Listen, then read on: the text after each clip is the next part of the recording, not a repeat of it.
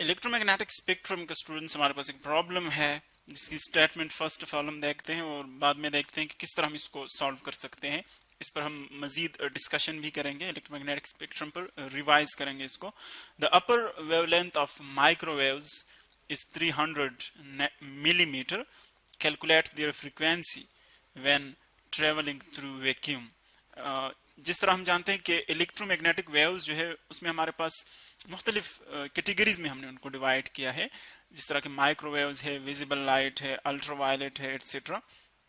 और वो हमने किस बेसिस पर किया है, इनकी वेवलेंथ और जो इनकी फ्रीक्वेंसी है उस बेसिस पर। अगर आप वैक्यूम में स्पीड देखें तो स्पीड सबकी कांस्टेंट होती है, जो डिफरेंस इनमें बेसिक डिफरेंस है वो इनकी वेवलेंथ में है लैम्डा और इनकी फ्रीक्वेंसीज में है। यानी जो अगर हम विजिबल लाइट देखें या माइक्रोवेव्स देखें तो उनकी फ्रीक्वेंसीज और वेवलेंथ जो है वो डिफरेंट होते हैं, लेकिन उनकी स्पीड जो है सी वो कांस्टेंट होती है। सी इनकी स्पीड है, speed of light in vacuum. और अगर आप किसी दूसरी मीडियम में लेंगे तो फिर वो सी से डिफरेंट होती है। जिस तरह कि हम वाटर या ग्लास में उसकी मेजरमेंट करते हैं। सो यहाँ पर देखें हमें क्या गिवन है, the upper wavelength of microwaves. Microwaves भी हमारे पास इलेक्ट्रोमैग्नेटिक वेव्स हैं एक्चुअली, और अपर वेवलेंथ का मतलब ये है कि एक हमारे पास रेंज होता है 1 मिलीमीटर से लेकर 300 मिलीमीटर्स तक, 1 मिलीमीटर से लेकर 300 मिलीमीटर्स तक। अगर वेवलेंथ इस रेंज में हो इलेक्ट्रोमैग्नेटिक वेव्स का तो फिर इस कैटेगरी को हम क्या कहते हैं, माइक्रोवेव्स। अगर इस रेंज में हो इनकी जो वेवलेंथ है। सो इसकी देखिए आप, एक हमारे पास है लोअर लिमिट 1 मिलीमीटर, इसकी लोअर लिमिट है, और 300 मिलीमीटर इसकी अपर लिमिट है। यानी 300 मिलीमीटर इसकी माइक्रोवेव्स की सबसे जो इसकी लॉन्गेस्ट वेवलेंथ है वो है, जो इसकी लार्जेस्ट वेवलेंथ है। इससे अगर वेवलेंथ इंक्रीज कर जाए तो फिर वो माइक्रोवेव्स नहीं रहेंगे। ये इसकी सबसे लार्ज वेवलेंथ है माइक्रोवेव्स की। सो माइक्रोवेव्स की जो वेवलेंथ है वो हमें गिवन है। फर्स्ट ऑफ ऑल डेटा देके आप, वेवलेंथ कितना गिवन है, 300 मिलीमीटर्स। 300 मिलीमीटर्स। देखिए मिली की जगह अगर हम इसकी प्रीफिक्स यूज कर ले, सो मिली का मतलब होता है 10⁻³ सो इसको हम यूं भी लिख सकते हैं, lambda is equal to 300 into 10⁻³ और इसकी जगह हमने प्रीफिक्स लिख लिया 10⁻³ और मीटर्स जो है वो अपनी जगह पर आ जाएगा, मीटर्स ये आ गया। ये लैम्डा की वैल्यू है। कैलकुलेट देयर फ्रीक्वेंसी, हमने फाइंड आउट करनी है, कैलकुलेट करनी है फ्रीक्वेंसी। और अगर आप देखें वैक्यूम में जो स्पीड ऑफ इलेक्ट्रोमैग्नेटिक वेव्स है वो कांस्टेंट है। वैक्यूम के अंदर उनकी स्पीड है 3 इंटू 10⁸, 3 इंटू 10⁸ मीटर्स पर सेकंड।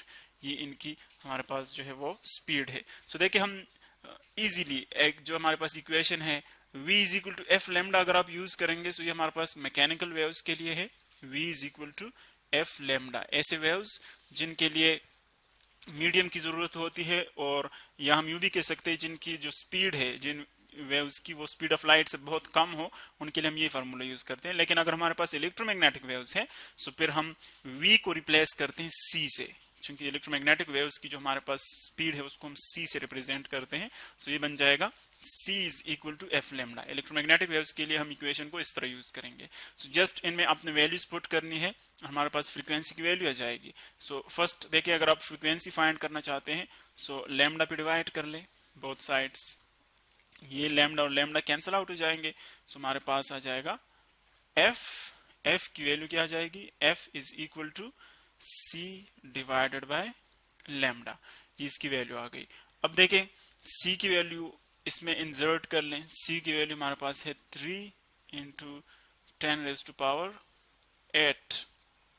और अगर हम इसको साइंटिफिक नोटेशन में लिखे तो देखिए पॉइंट कहां पर है, पॉइंट आपको नजर नहीं आ रहा। जब पॉइंट आपको नजर नहीं आ रहा इसका मतलब है कि पॉइंट यहां पर है लास्ट में। हम इसको 1 डिजिट के बाद लगाते हैं, 1 डिजिट और जो नॉन जीरो डिजिट हो। तो देखिए इसको यहां पर आप ले आए, 1 डिजिट आपने क्रॉस किया, यहां पर ले आए 2 डिजिट्स आपने क्रॉस किए, यानी पॉइंट को हम यहां पर इंसर्ट करेंगे यहां पर।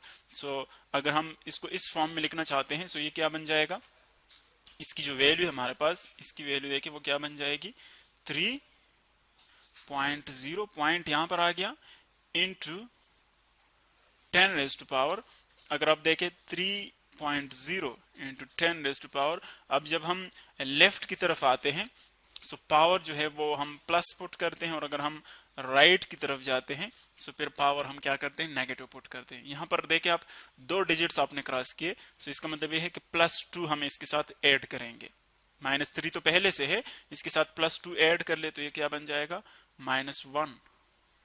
-3 के साथ +2 ऐड कर ले सो -1 बन जाएगा, 10⁻⁻1, और ये आ जाएगा मीटर्स में। 300 इंटू 10⁻³ या 3 इंटू 10⁻⁻1, ये एक ही चीज है। सो जस्ट आप इसको यहाँ पर इंसर्ट कर ले, हम इसकी जगह ये लिख लेंगे 3.0 या 3 एक ही चीज है, 3 इंटू 10⁻⁻1। अब देखें जो होल नंबर है 3 को 3 के साथ कैंसिल आउट कर ले, सो फ्रीक्वेंसी की वैल्यू आ जाएगी, 3 और 3 कैंसिल हो जाते हैं, सो हमारे पास सिर्फ 10⁻8 ये बच जाता है, और नीचे जो 10 पावर है उसको आप ऊपर ले जाएं सो वो बन जाएगा, इसका सिंबल जो है, साइन जो है वो चेंज हो जाएगा, साइन -1 है सो वो ऊपर जाकर +1 हो जाएगा। अब देखें दोनों के बेसिस सेम है, इसका भी बेस 10 है और इसका भी बेस 10 है।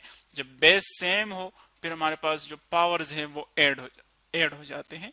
सो देखें आप फ्रीक्वेंसी इज इक्वल टू 10⁻, एक आप बेस लिखेंगे और पावर्स को ऐड कर ले, 8 + 1, सो 8 + 1 से आएगा 10⁻9, 10⁻9, और ये फ्रीक्वेंसी आ गई। तो इसकी हमारे पास यूनिट इंटरनेशनल सिस्टम में है हर्ट्स, इसकी हम हर्ट्स पुट करेंगे, यानी जो अपर लिमिट है माइक्रोवेव्स का उनकी फ्रीक्वेंसी क्या है, 10⁻9 हर्ट्स। और अगर आप लोअर लिमिट पुट करेंगे, अगर आपको क्वेश्चन में आता है कि लोअर लिमिट है माइक्रोवेव्स का, तो फिर इसका मतलब ये है कि लोअर लिमिट उसका है 1 मिलीमीटर, फिर आप वेवलेंथ ये लेंगे। और अगर मिड पॉइंट कोई हो यानी 1 और 3 के दरमियान, तो फिर आपको उसकी वैल्यू दी जाएगी। और अगर आपको ये बताया जा रहा है कि अपर लिमिट है और ये वैल्यू आपको गिवन ना हो, तो फिर भी आप 300 पुट करेंगे, क्योंकि अपर लिमिट का मतलब ये है कि माइक्रोवेव्स की जो सबसे लार्जेस्ट वेवलेंथ है और वो हमारे पास है 300 मिलीमीटर्स।